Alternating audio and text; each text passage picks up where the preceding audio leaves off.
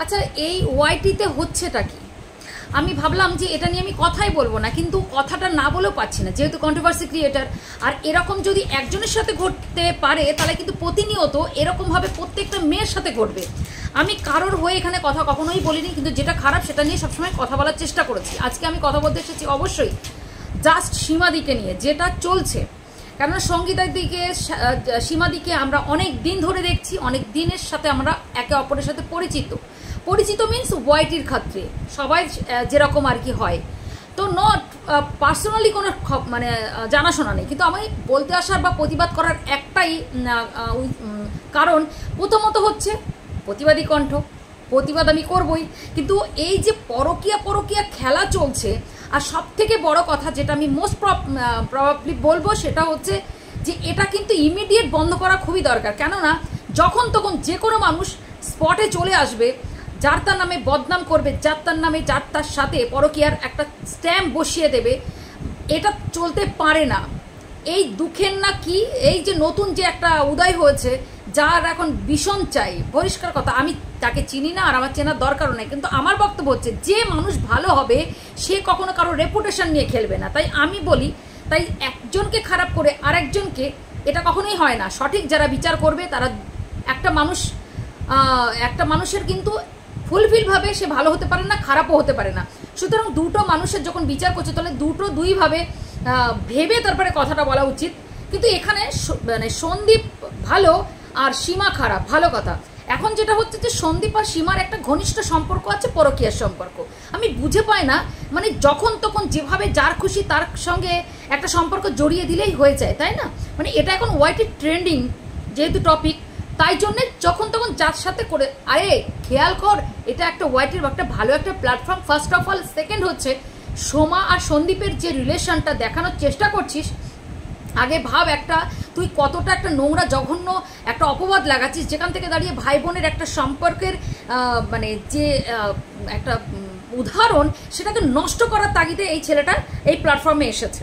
এটা আমার ব্যক্তিগত ধারণা। কারণ এ কোথায় ছিল এতদিন?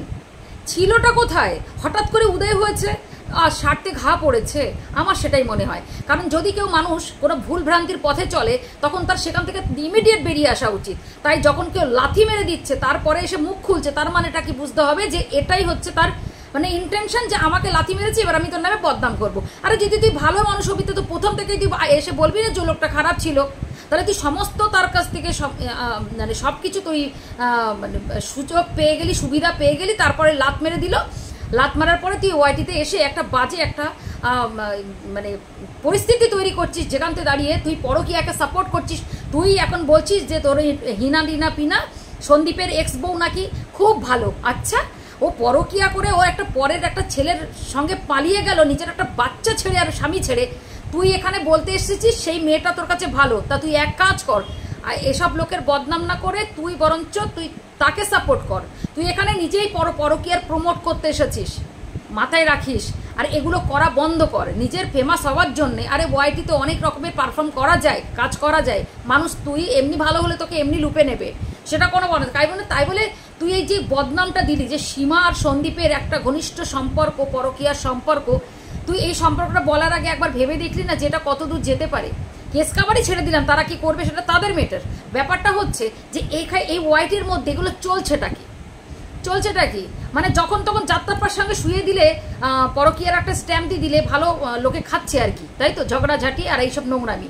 কিন্তু এগুলো করার চেষ্টা করিস না, যেই করছিস করিস না, এগুলো করা ভালো না, এগুলো ঠিক ভালো না। কারণ এখানে না সম্পর্কের ধাজিয়া উড়ে যাচ্ছে, কারোর সঙ্গে পার্সোনাল অ্যাটাক বা কাউকে পার্সোনাল অ্যাটাক করার জন্যে এখন তো অনেক কিছুর যুগ আছে।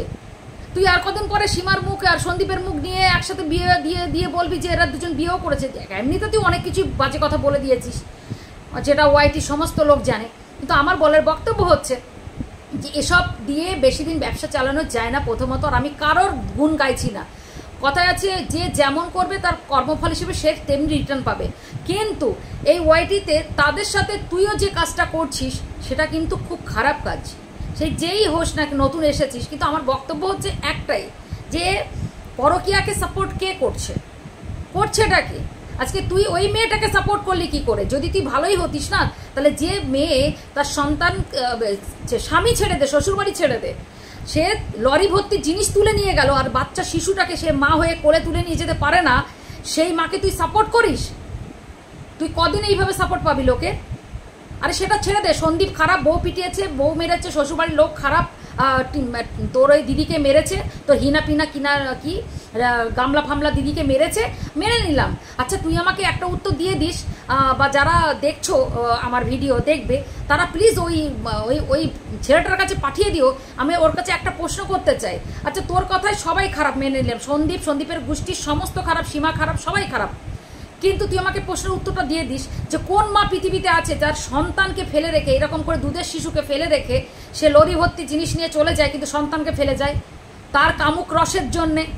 কামুক রসের জন্য এটা বললাম, পরকীয়ার জ্বলনে জ্বলতে জ্বলতে সন্তানকে কোন মা রেখে যায়? তুই সেই মেয়েকে সাপোর্ট করতে আসছিস, পরকীয়াকে সাপোর্ট করছিস ওয়াইটিতে বসে। বন্ধ কর, আর এইসব নোংরা খেলা বন্ধ কর, বেশি দিন চলবে না। কেননা আমাদের মতো ক্রিয়েটারের সামনে এইসব ভিডিও আসলে কিন্তু ধুয়ে মুছে সাফাই করে দেবো। যা ভিডিও করবি কর, কিন্তু নোংরা জিনিস স্প্রেড করিস না। আর আমি জানি না এদেরকে কে প্রশ্রয় দেয়, যারা কোনো বলছো না ভাই আরও মুখ খোলো তোমার কাছ থেকে, হ্যাঁ ওকে বলো প্রমাণ দিতে, সমস্ত প্রমাণ প্রুফ ছাড়া কেউ কথা বলে না, ভালো ভালো প্রমাণ দিতে, ওইসব উল্টোপাল্টা প্রমাণ নেই, ওই মুখের ছাপ হুকের ছাপ ওসব কিছু না, একদম ভালো করে যেগুলো ভিডিও দেখেছে, ফুটেজ, এক জায়গায় দাঁড়িয়ে আছে গল্প করছে, চানা খাচ্ছে, ফুচকা খাচ্ছে দুজনে মিলে, সেই সব প্রমাণ নিয়ে এসে প্রমাণ দিতে বলো, তারপরে ওর কথার ভ্যালু হবে, তার আগে অবধি নয়। তাই এইসব কথা বলে একটা জায়গায় বসে বসে ফুটেজ খাস না, ঠিক আছে? সামনে এসে ভদ্রভাবে ভালোভাবে কথাগুলো বল, প্রমাণ দিয়ে কথা বল। বোঝাতে পেরেছি? আশা করি বোঝাতে পেরেছি। তাই যে বা যারা এই ওয়াইটিকে এই নোংরা খেলায় মেতেছো না, এখান থেকে বেরো, কেননা বাপেরও বাপ আছে, ঈশ্বর বলে কেউ জিনিস আছে। তাই আজকে যারটা দেখে তোমরা মজা পাচ্ছ, একটা বয়স্ক যার একটা ঘরে বৌমা পর্যন্ত চলে এসেছে, তার বৌমা আছে, তার মেয়ে, একটা বড় মেয়ে, তার সম্মান নিয়ে ছিনিমিনি খেলছো, তার ফিউচার কি হবে সন্দীপের, মানে যাই হোক একটা এজেরও গ্যাপের ব্যাপার আছে, সম্পর্কে ধাজিয়া উড়াচ্ছ এখানে বসে বসে। আর যারা রীতিমতো পরকীয়া করছে তাদের সাপোর্ট করছো, গাল চড়িয়ে গাল ছিঁড়ে দিতে ইচ্ছা করে এইসব ছেলেদের, নাটক করার জায়গা পায় না এখানে এসে ইডিয়েটগুলো।